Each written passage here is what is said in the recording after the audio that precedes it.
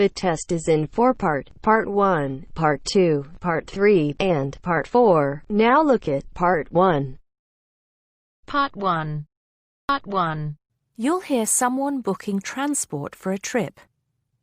First, you have some time to look at questions 1 and 2.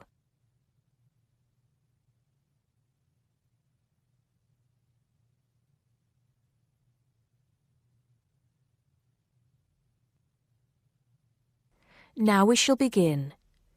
You should answer the questions as you listen, because you will not hear the recording a second time. Listen carefully and answer questions 1 and 2. Good morning, Burnham Coaches. Sarah speaking. How can I help you? Yes. Good morning. I'm a teacher at the Down Language School. We have a bit of a problem, and I was wondering if you could help us out. What is the problem exactly? Well, we normally take our students on an excursion at the end of their course. But unfortunately, the coach firm we normally use has let us down. It seems they've gone out of business. I'm sorry to hear that. I suppose you are looking for a replacement. Well, yes. We won't need a very large coach, actually. There will be 30 students and 4 teachers. So that's 34 in all. And what dates did you have in mind? The last Saturday and Sunday of this month. That's the 28th and 29th. The 28th and 29th. Does that mean you are planning to stay somewhere overnight? That's right. Actually, we want to do the same excursion that we do every year. We usually visit Stonehenge, Salisbury, and stay overnight in Bath. It's a historical tour, really. It sounds interesting. Let me just see what we have available. Oh dear, I'm afraid all our coaches are booked out for the 28th. It's the busiest time of the year for us, actually. I was afraid that would be a problem. But you have a coach available for the 29th? Yes, we do. And it's available for the 30th as well, if that's any help to you. I'm afraid not. Sunday is the last day. The students go home on Monday. I think we'll just have to change our plans a bit and leave out Salisbury. It's a shame, but I don't think we can fit in all 3 places in one day. So you would like to book the coach for the 29th, visiting Stonehenge and Bath, is that right? Yes, I think so. Before you hear the rest of the conversation, you have some time to look at questions 3 to 10.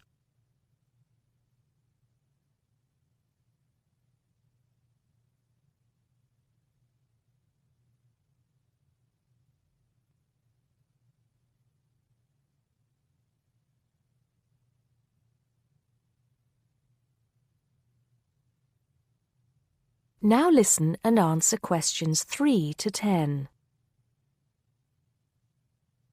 Right, I just need a few details, sir. OK. My name is Paul Scott. S-C-O-T? It's double T, actually. I'm sorry. And it's the Down Language School. Could you give me the address for that, Mr. Scott? Yes, it's Down House, Hill Street, Brighton. Do you need the postcode? No, that's not necessary, but I do need a contact number. Of course. The number for the school secretary is 01273 512 634. You can contact her if you need to speak to anyone. Right, and what time would you like the coach to pick you up? Well, I think we'll have to make an early start. Would 7:30 be all right? Yes, no problem at all. What time do you want to be back? Oh, any time between 10 and 11 will be all right. Not later than 11, though. Right, I'll make a note of that. 11 p.m. latest. There's just one more thing I need to know. Presumably, you'll be visiting Stonehenge first. How long do you want to stay there? Well, we normally stay about an hour. The main objective of the excursion is for the students to see the Georgian architecture in Bath, really. Yes, Bath is lovely, isn't it? I was there myself a couple of years ago. I thought the Royal Crescent was absolutely stunning. I hadn't realised how large it is. Well, I think that's all I need to know, Mr. Scott. Thank you for booking with us. Just a minute. There's one thing you seem to have forgotten. How much will this cost? Oh, I'm terribly sorry. I was thinking about Bath. Just bear with me a moment. Yes, it's a round trip of 300 miles and a total time of 16 hours for the driver. For a 45-seater coach, that will be a total of £500, including tax and insurance. Do we have to have such a large coach? There are only 34 of us. We don't have any smaller coaches, I'm afraid. Oh well. At least we won't be cramped for space. When do we have to pay? We require a 20% deposit to confirm the booking. I suggest that you do that as soon as possible, today if you can. The balance you can give to the driver if you're paying by cheque. Have the cheque made out to Burnham Coaches. I think that'll be all right. I will have to check this with the school accountant, but if all is well, I'll arrange for someone to bring you the deposit within the next 2 hours. That'll be fine, Mr. Scott. Well, thank you very much indeed. Goodbye. Goodbye. That is the end of part 1. You now have half a minute to check your answers.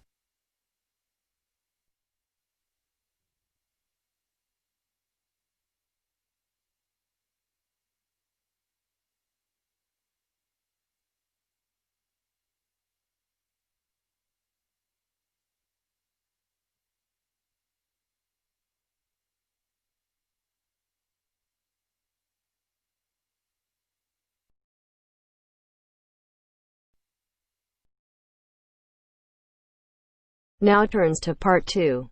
Part 2. You'll hear 2 university students discussing experiments. First, you have some time to look at questions 11 to 15.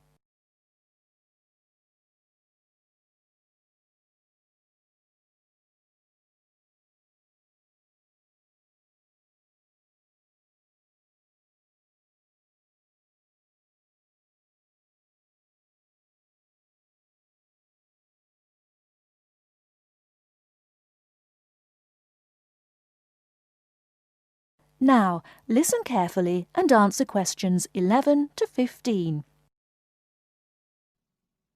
Hi, Al. Sorry to interrupt you when you're having your lunch, but I wanted to ask you a favour. Oh, sure, no problem. Sit down, Josie. I've finished anyway. What do you need? Well, I was wondering if I could ask you about the experiments we were talking about in the seminar the other day with Dr. Robinson. I'm doing my teaching practice on Thursday and Friday, and I'm a bit concerned about it. I wasn't entirely sure I understood them completely. If I don't understand them, then the pupils don't have any chance. You mean the ones to determine the speed of sound? Yes, that's right. Well, I think I understood the first one, but the second one was more complicated. Yes, that's true. Well, let's check what you thought of the first one, the one that you'll have to take the kids outside for. OK, let me see. Well, you need to get 2 groups to stand exactly 200 metres apart on the playing fields, and one has a bell or a loudspeaker or some other loud sound source and a flag, and the other group has a stopwatch. Yes, although it doesn't have to be 200 meters. It's just that it makes the experiment easier the more distance between them. It depends on the space available. Right. And the idea is that one group raises the flag at exactly the same moment as they make a noise, and the other group starts the stopwatch when they see the flag and stops it when they hear the noise. That's it. And then you get them to do a simple calculation of velocity equals time divided by distance. Yeah, it's a bit low-tech and it's not very accurate, but they should be able to get within about 20% of the actual figure if they're reasonably careful. Before you hear the rest of the talk, you have some time to look at questions 16 to 20.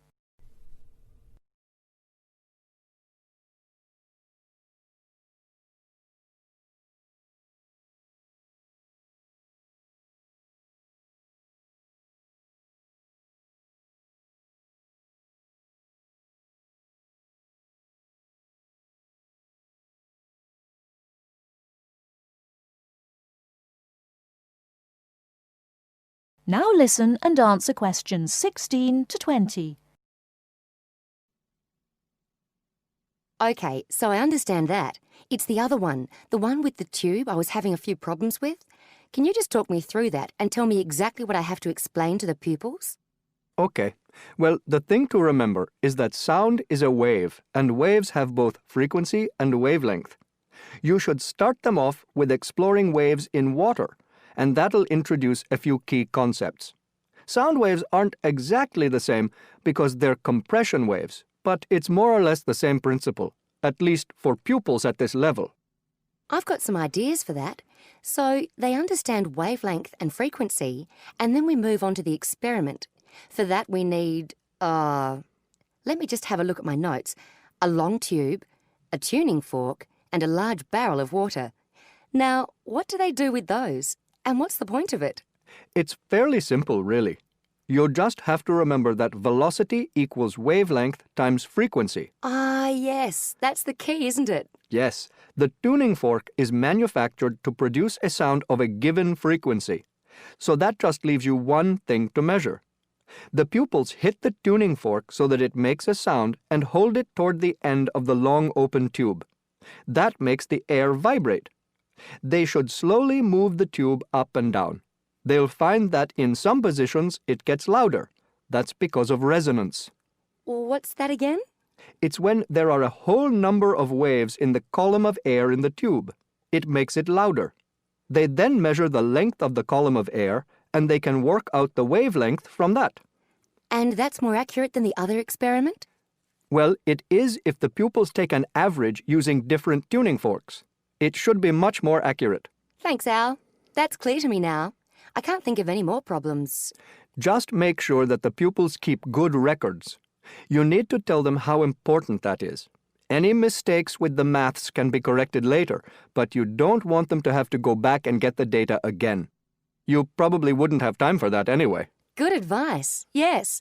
I just hope it goes well in the classroom now. Good luck.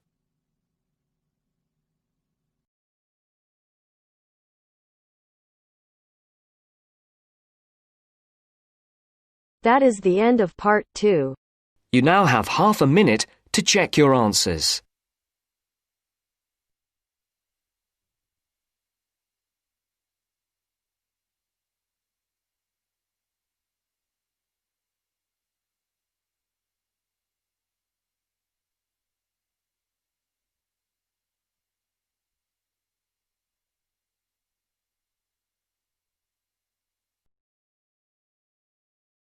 Now turns to part 3. Part 3. You will hear a reporter talking on the radio about old racing cars. First, you have some time to look at questions 21 to 26.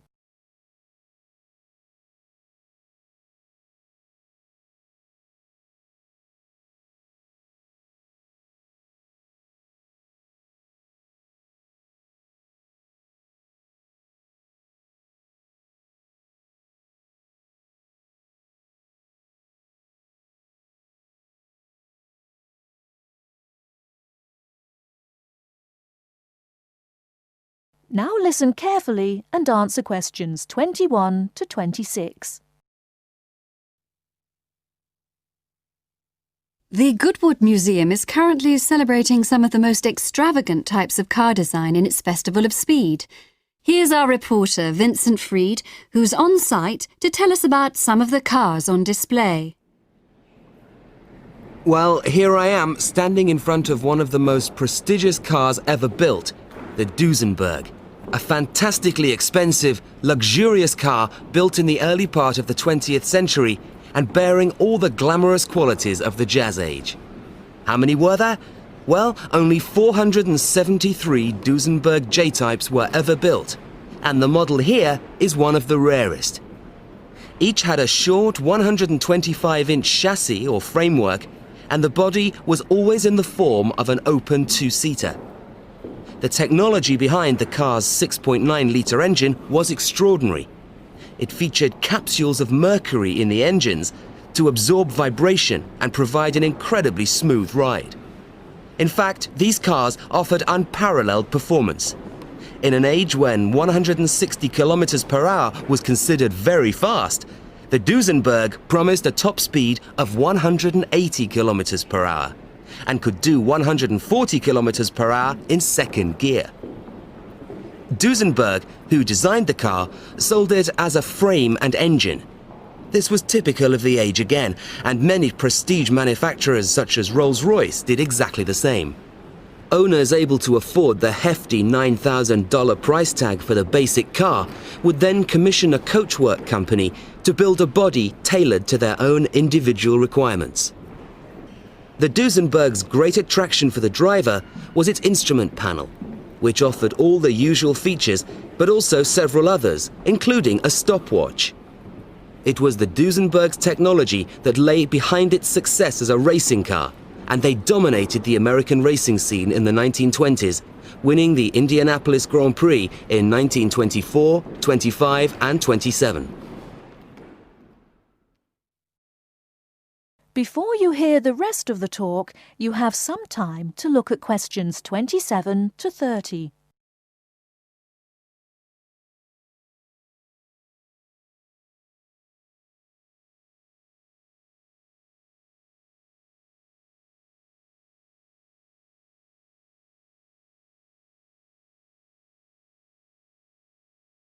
Now listen and answer questions 27 to 30.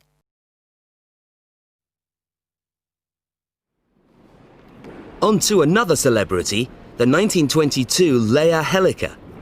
Only 30 of these French propeller cars were built, and the model here at Goodwood, which was the fourth to be made, is thought to be the only surviving example still capable of running. The brains behind this car was Marcel Leia, who was an aviation pioneer first and foremost, and the influence of flying is quite apparent in the car. The Leia very strongly resembles a light aircraft with its front propeller, but in this case, it's minus any wings, of course. It's quite odd to think that this car was whirring through France just as the Duesenberg was blasting down roads at 160 kilometers per hour across the Atlantic. The Leias were used regularly in France in the 1920s, and were even produced in saloon and van form, as well as two-seater. The Leia matched its propeller drive with its equally bizarre steering, which used the rear rather than the front wheels. But despite looking rather frail, it was a tough machine. In fact, when troops tried to steal it during the Second World War, the car's baffling design was clearly beyond the would-be thieves, and it ended up being driven into a tree, breaking the propeller. And now for the Firebird. This extraordinary car was first... That is the end of part 3. You now have half a minute to check your answers.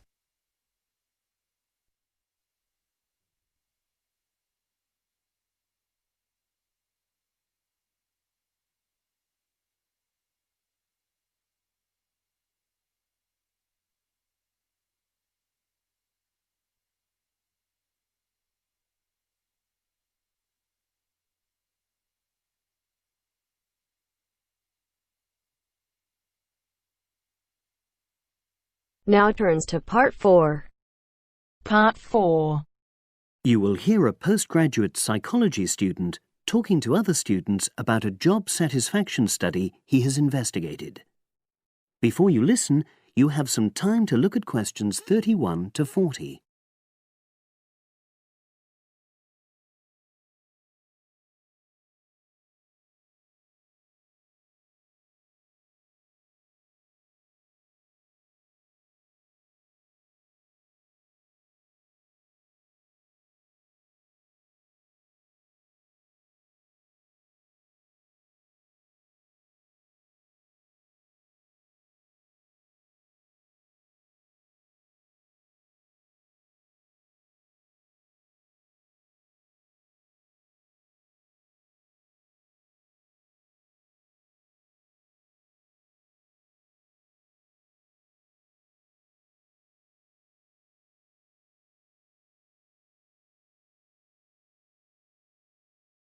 Now listen and answer questions 31 to 40. Good morning, everyone. For my presentation today, I'm going to report on an assignment that I did recently. My brief was to analyze the methods used in a small study about job satisfaction, and then to make recommendations for future studies of a similar kind. The study that I looked at had investigated the relationship between differences in gender and differences in working hours and levels of job satisfaction amongst workers. For this purpose, employees at a call center had been asked to complete a questionnaire about their work. I'll summarize the findings of that study briefly now. First of all, female full-time workers reported slightly higher levels of job satisfaction than male full-time workers. Secondly, female part-time workers reported slightly higher levels of satisfaction than female full-time ones did. On the other hand, male part-time workers experienced slightly less job satisfaction than male full-time workers. But although these results seemed interesting and capable of being explained, perhaps the most important thing to mention here is that in statistical terms, they were inconclusive. Personally, I was surprised that the findings hadn't been more definite, because I would have expected to find that men and women, as well as full and part-time workers, would experience different levels of satisfaction. So I then looked more carefully at the methodology employed by the researchers to see where there may have been problems. This is what I found. First of all, the size of the sample was probably too small. The overall total of workers who took part in the survey was 223, which sounds quite a lot, but they had to be divided up into subgroups. Also, the numbers in the different subgroups were unequal. For example, there were 154 workers in the full-time group, but only 69 in the part-time group. And amongst this part-time group, only 10 were male, compared to 59 who were female. Secondly, although quite a large number of people had been asked to take part in the survey, the response was disappointingly low. A lot of them just ignored the invitation. And workers who did respond may have differed in important respects from those who didn't. Thirdly, as the questionnaires had been posted to the call center for distribution, the researchers had had very limited control over the conditions in which participants completed them. For instance, their responses to questions may have been influenced by the views of their colleagues. All these problems may have biased the results. In the last part of my assignment, I made recommendations for a similar study, attempting to remove the problems that I've just mentioned. Firstly, a much larger sample should be targeted, and care should be taken to ensure that equal numbers of both genders and both full and part-time workers are surveyed. Secondly, the researchers should ensure that they are present to administer the questionnaires to the workers themselves. And should they require the workers to complete the questionnaire under supervised conditions so that the possibility of influence from other colleagues is eliminated. Finally, as workers may be unwilling to provide details of their job satisfaction when they are on work premises, it's important that the researchers reassure them that their responses will remain confidential, and also that they have the right to withdraw from the study at any time if they want to. By taking measures like these, the reliability of the responses to the questionnaires is likely to be increased, and any comparisons that are made are likely to be more valid. So, that was a summary of my assignment. Does anyone have any questions? That is the end of part 4. You now have half a minute to check your answers.